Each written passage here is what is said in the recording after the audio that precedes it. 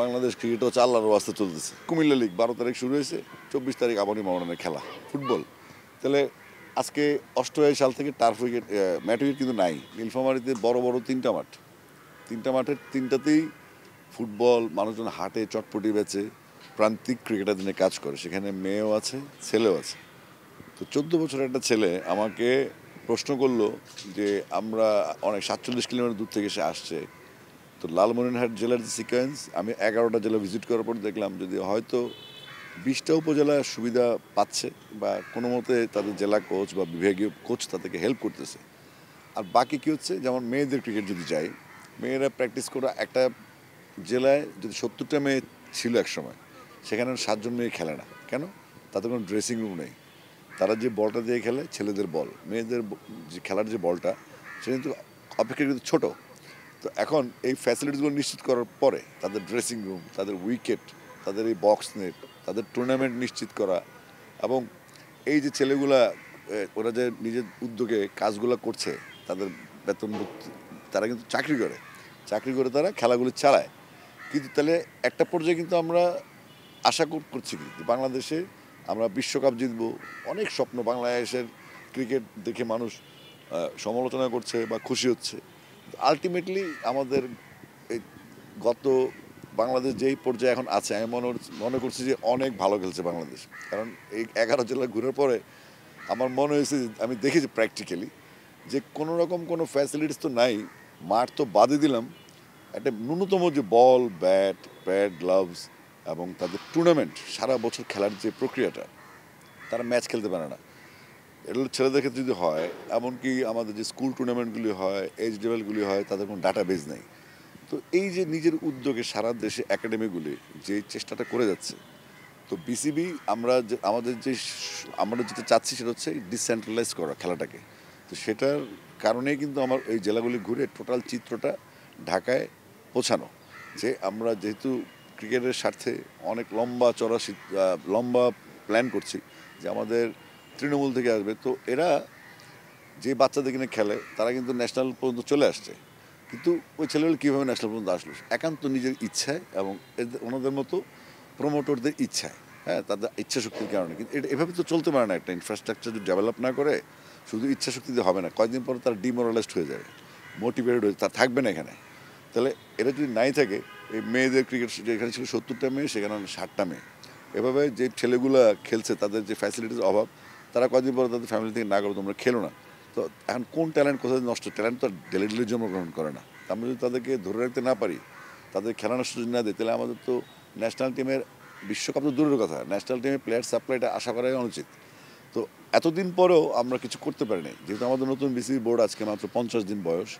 এই বয়সে আমরা যেটা চেষ্টা করছি ফ্যাক্ট ফাইন্ডিংস যাওয়ার জন্য, যে কী কী কারণে এই লালমনিরহাট জেলার কালীগঞ্জ উপজেলার সহ এই সিনারিটা টোটালি তাদের কোনো উইকেট নেই পার্মানেন্ট, তাদের প্র্যাকটিসের জন্য কোনো হার্ড উইকেট নেই, টার্ফ নাই, কোনো বক্স সেট নেই, কোনো রোলার নেই, কোনো ড্রেসিং রুম নেই। মেয়েদের যেটা জরুরি দরকার, ড্রেসিং রুম দরকার, তাদের বল, তাদের গিয়ার্স, স্কুল লেভেলে যারা খেলবে তাদের কোনো সুযোগ সুবিধাই নেই।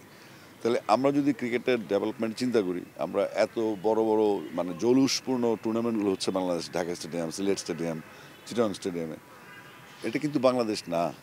বাংলাদেশ ক্রিকেট এটা না। আমাদের ক্রিকেট যেখানে থেকে জন্ম সেখানে কিন্তু মৃত্যু হচ্ছে। আর ঢাকায় যারা আসছে, লাকিলি আমি নীলফামারী ভিজিট করেছি, সেখানে একটা মাঠ, সেখানেই মানে নীলফামারীতে বড় বড় 3টা মাঠ, 3টা মাঠের 3টাতেই ফুটবল মানুষজন হাটে চটপটি বেচে, কোনো রোপ নেই, খেলার মাঝখান দিয়ে মানুষ হেঁটে চলে যাচ্ছে, বা নির্দিষ্ট সময় খেলা 40 ওভার যদি খেলা হয়, 40 ওভার খেলতে পারতেছে না মানুষজন, না খেলা বন্ধ করে আমরা হাঁটাহাঁটির জায়গাটা। তাহলে এভাবে তো হবে না। আমরা ঢাকা থেকে বসে বসে ন্যাশনাল টিম নিয়ে ভাববো, বাংলাদেশ বোর্ড কিছু করতে পারছে না, বাংলাদেশের ক্রিকেটারদের খেলাধুলো বন্ধ করে দেওয়া হচ্ছে, নানা রকম কথা বলি। কিন্তু আমাদের ফ্যাক্ট ফাইন্ডিংয়ে আমি দেখলাম যে আমাদের যদি প্রান্তিক লেভেলে এদের যে সমস্যাটা, এটা মেজর প্রবলেম। কারণ আলটিমেটলি এত বছরে যদি আমরা উন্নতি করতে পারি না আমাদের তৃণমূলে, তো সেক্ষেত্রে আমাদের বাংলাদেশের পাইপলাইনে বা ভবিষ্যতে বাংলাদেশ টিমে আমরা কিছু আশা করা উচিতই হবে না। সেই সমস্যাগুলো নিয়ে আজকে আমি আমাদের গেম ডেভেলপমেন্টের ডিরেক্টর ইশতিয়াক সাদিক ভাই, আমাদের শানিয়ান তামিম লজিস্টিকের, এবং আমাদের বুল ভাইয়ের অনুমতিক্রমে আমি কালকে এই দুজনকে টিকিট দিয়ে লালমনিরহাটে নিয়ে এসেছি আজকে। কারণ এই সমস্যাটা ওদের মাধ্যমে প্রকাশিত হলো, এই সমস্যাটা সারা বাংলাদেশে। তা আমরা তাদেরকে অবগত করার জন্য বেসিক্যালি তাদেরকে নিয়ে আসা, এবং এই সমস্যাটা সমাধান করতে হলে আমাদের একটা ইয়ার ক্যালেন্ডার যেটা প্রয়োজন, যে একটা উইকেট তৈরি করলে তো একটু কয়েকদিন পর ফুটবল খেলা হবে, সার্কাস হবে, জনসভা হবে, মেলা হবে। এভাবে তো আসলে খেলাটা হবে না। আপনি রেজাল্ট চাইবেন, কিন্তু আপনি আপনাদের প্রান্তিক প্লেয়ারদেরকে সুযোগ সুবিধা দিতে পারবেন না সক্ষমতা থাকা সত্ত্বেও।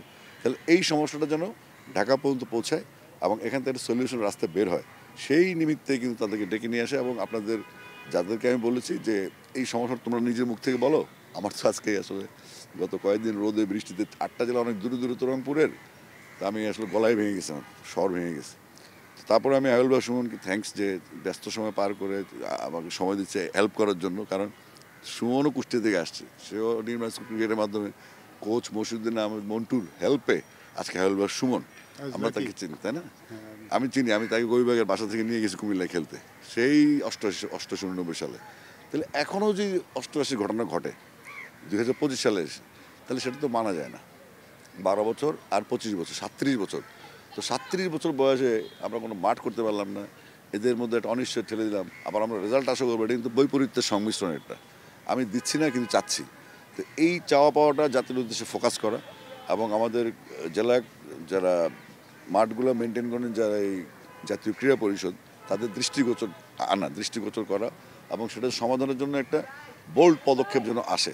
এটা জাস্ট বিসিবিকে জানানো, বিসিবির ফ্যাসিলিটিসকে জানানো, লজিস্টিককে জানানো, ডেভেলপমেন্টকে জানানো, আমি যদি এইচ লেভেলে আছি, এই সমন্বয়টা যেন হয়। তাদের এই 8টা জেলার যে কী লাগবে সেটার লিস্ট আমি নিয়ে আসছি, এবং আমি তাদের কিছু প্রতিশ্রুতি দিয়ে আসছি যেগুলো আমাদের পক্ষে করা সম্ভব। কিন্তু তারপর কী হবে, এই জিনিসগুলো দিব, এটা মেনটেন করবে কে? যদি আমি মনে করেন বিসিবির প্ল্যান হচ্ছে ইনডোর ফ্যাসিলিটিগুলো কিছু কভার করে দিবে সারা দেশে, কিছু কিছু জেলায়, এটা একটা খরচ 2.5 থেকে 3 কোটি টাকা। তো আমরা যদি 2.5-3 কোটি টাকা খরচ করে একটা স্থাপনা তৈরি করি, বাচ্চাদের সারা মাস, যেহেতু আমাদের 8 মাস খেলানোর প্ল্যান, বাচ্চারা 8 মাস খেলাধুলো করবে, তাহলে এই মেনটেন্যান্সটা কে করবে? টোটাল একটা শুভঙ্করের ফাঁকি কাজ করছে। তাহলে আপনাদের টাকা শ্রাদ্ধ করতে পারেন, মানুষের টাকা, টিকিট বেচার টাকা, স্পন্সরের টাকা, মানুষ টাকা দিয়ে খেলা দেখে তারপরে একটা ফান্ড হয়েছে। তো এই ফান্ডটা যদি মিস ইউটিলাইজ হয়, তাহলে তো আমাদের এই যে তারা ক্লিনিক চালাচ্ছে, চাকরি করে, উনি কোচিং করাচ্ছে, তো এখান থেকে বেরোতে হবে। এটা দৃষ্টি আকর্ষণের জন্য বেসিক্যালি আমি তাদেরকে গতকালকে লালমনিরহাট কালীগঞ্জ থেকে উড়ে ঢাকা নিয়ে আসছে আজকে সকালে, এবং ওরা চলে যাবে সন্ধ্যার ফ্লাইটে। কারণ ওদের বক্তব্যগুলো আমাদের মূল জায়গায় পৌঁছানোর উদ্দেশ্য হচ্ছে আজকের এই অ্যারেঞ্জমেন্টটা আর কি। এবং আমি সবাইকে বলিও নেই, আমি বলছি যে জিনিসটা ফোকাসড হোক, তারপর আপনারা যেন অনুসন্ধান করেন যে আপনাদের জেলা লেভেলে যে উপজেলা লেভেলে যে প্রতিনিধিগুলো আছে তাদেরকে একটু অ্যাক্টিভ করেন। আমরা মিডিয়াকে ইউজ করতে চাই বাংলাদেশের ক্রিকেটের কল্যাণে, বাংলাদেশের খেলাধুলার কল্যাণে। আপনারা এখান থেকে তাদেরকে জিজ্ঞেস করবেন যে আসলে কী হচ্ছে ওখানে। এই আপনাদের আগ্রহটা কিন্তু আমাদের সবচেয়ে আরও ইজিয়ার হবে মানুষকে পৌঁছানো, প্রশাসনকে পৌঁছানো, যারা দায়িত্বে আছেন এই খেলাধুলার দায়িত্বে, তাদের দায়িত্ববোধটাকে আরও এস্টাবলিশ করার জন্য আমরা আজকে এই প্রয়াসটা, আর কিছু না। তো এই সমস্যাগুলো সমাধানের ক্ষেত্রে বিসিবি আন্তরিক, আমি নিজে দায়িত্ব নিয়ে কাজ করছি, আমাকে ব্ল্যাঙ্ক চেকও দেওয়া আছে, আজ তুমি দেখো, গিয়ে দেখো কী করা যায়। তো আমি যে করবো একটা উইকেট বানাতে বগুড়া থেকে মাটি আনতে হয়, আজকে দিলেন আপনি সাপোজ কুমিল্লা লিগ 12 তারিখ শুরু হয়েছে, 24 তারিখ আবারই মরণের খেলা ফুটবল, তাহলে আজকে 88 সাল থেকে টার্ফ উইকেট ম্যাট উইকেট কিন্তু নাই। তাহলে কুমিল্লার মতো একটা জেলায় এখন ম্যাট উইকেটে খেলা হচ্ছে।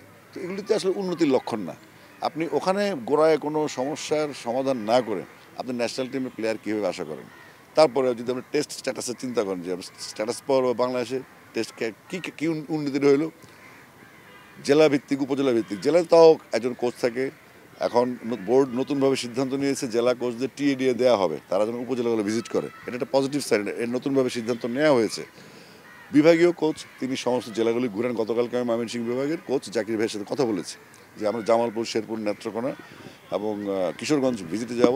তো সেক্ষেত্রে কী করা, প্রথমত হচ্ছে প্রশাসনের আন্ডারে যে তারা তো অসহায়, তারা তো সব খেলা তাদেরই খেলা, সব খেলা আমাদেরই খেলা।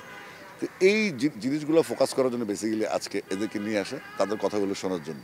তো যেহেতু আমি কথা বলতে চাইনি, তো আলটিমেটলি কথাটা বলতে হচ্ছে, যেহেতু আমি দেখে আসছি জিনিসটা। তো আপনার কাছে অনুরোধ থাকবে, এই আপনাদের যে প্রত্যেকটা রুট লেভেলে আপনাদের প্রতিনিধি আছে, তা আপনারা একটু সময় দেন, সময় দিয়ে এদেরকে হেল্প করেন। এই ধরনের সংগঠকগুলো তাদের জীবন দিয়ে দিচ্ছে কিন্তু এখানে, কিন্তু যখন দিন শেষে তারা আশাহত হয়, তাহলে ফাইনালি কিন্তু বাংলাদেশ কোনো ফলাফল পাবে না।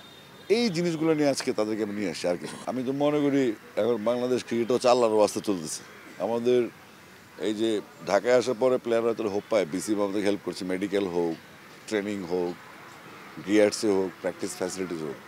তাহলে আমরা যদি আসলে আমাদের উন্নতি চাই, তাহলে তো আমাদেরকে উপজেলা ধরতে হবে। কারণ আপনি বাংলাদেশে কয়টা প্লেয়ার ঢাকা শহর থেকে আসছে আপনি একবার খুঁজে দেখেন, বা জেলা থেকে আসছে, সব কিন্তু প্রত্যন্ত এলাকা থেকে আসে। তাহলে আমরা যদি সত্যিকার অর্থে ক্রিকেটের ডেভেলপমেন্টে চাই, সেক্ষেত্রে মাঠের যে ইস্যুটা হয়তো কালকে সমাধান হবে না, কিন্তু আমরা একটা ইয়ার ক্যালেন্ডার তৈরি করতে পারি যে এই 4 মাস ফুটবলটা হবে, এই 3 মাস ক্রিকেটটা হবে। একটা বাচ্চা যদি ম্যাচ খেলতে না পারে, একটা মেয়েকে যদি ছেলেদের বল দিয়ে খেলতে হয়, একটা মেয়েকে যদি ছেলের সাথে ড্রেসিং রুম শেয়ার করতে হয়, আপনি চাইবেন উন্নতি, কিন্তু আমাদের কোনো ফ্যাসিলিটিস নেই। আমি কোনো কিছু আশা করি না, আশা করছি যে এই উপজেলা থেকেই শুরু হবে। কারণ প্রত্যেকটা উপজেলা একটা মিনি স্টেডিয়াম থাকার কথা। ওই মিনি স্টেডিয়ামটা তাহলে কী কাজে ব্যবহার হচ্ছে? আর ওদের তো মিনি স্টেডিয়ামও নেই এই কালীগঞ্জে, এরকম অনেক জায়গায় নেই। তো গভর্নমেন্ট যেখানে সিদ্ধান্ত নিয়েছে প্রায় 150 মতো সিনথেটিক টার্ফ নিয়ে আসবে, তো টার্ফগুলো যে বসাবেন আপনি, আউটফিল্ডে কী হবে? যেখানে রোপ নেই, স্কোরবোর্ড নেই, আম্পায়ার্স নেই, আম্পায়ার্স রিফ্রেশ কোর্সে করা হচ্ছে, কিন্তু সাফিসিয়েন্ট খেলা যদি চালাতে চান, ওই অপারেশনাল অ্যাক্টিভিটিস করানোর জন্য তো আমাদের সাফিসিয়েন্ট লোকবল নাই। তাহলে এগুলো তৈরি করতে হবে, এই জন্য আমি গোড়ায় ঢুকেছি।